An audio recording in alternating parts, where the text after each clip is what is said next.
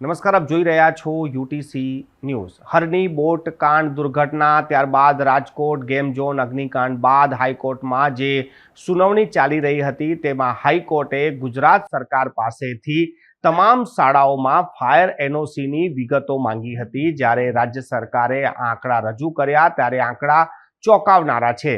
રાજ્યમાં 11,000થી વધુ એવી શાળાઓ છે જેમની પાસે ફાયર એનઓસી જ નથી। આ શાળાઓમાં ભણતા બાળકો રામ ભરોસે જ ભણી રહ્યા છે। જો કોઈ દુર્ઘટના સર્જાય તો આ બાળકોને સેફટી માટે કોઈ પણ પ્રકારના સાધન નથી તેવું ખુદ રાજ્ય સરકારે હાઈકોર્ટમાં જણાવ્યું છે।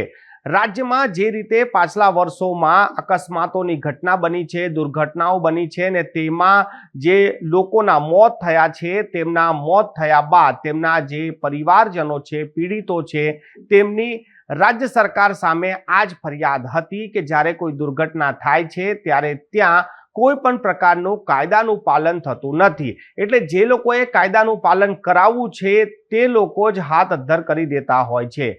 રાજકોટનું જે અગ્નિકાંડ થયું હતું કે પછી વડોદરાનું હરની બોટ દુર્ઘટના થયું હતું, આ બંને કિસ્સાઓમાં પ્રશાસનની લાપરવાહી સ્પષ્ટ દેખાતી હતી કે જે લોકો પણ આ વસ્તુનું સંચાલન કરી રહ્યા હતા તેમને કાયદાને નેવે મૂકી દીધા હતા। કાયદાનું કોઈ પણ પ્રકારે પાલન ના કરાયું હતું જેથી આ પ્રકારની ઘટનાઓ બની હતી।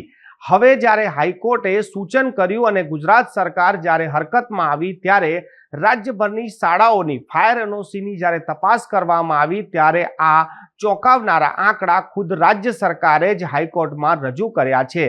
આપ કલ્પના કરો કે ગુજરાતની 11,000થી વધુ શાળાઓ એવી છે જેની પાસે ફાયર એનઓસી જ નથી, તો આપ આ કલ્પના કરી શકો છો કે જે બાળકો આ શાળાઓમાં ભણે છે એ બાળકોનું ભવિષ્ય શું હશે।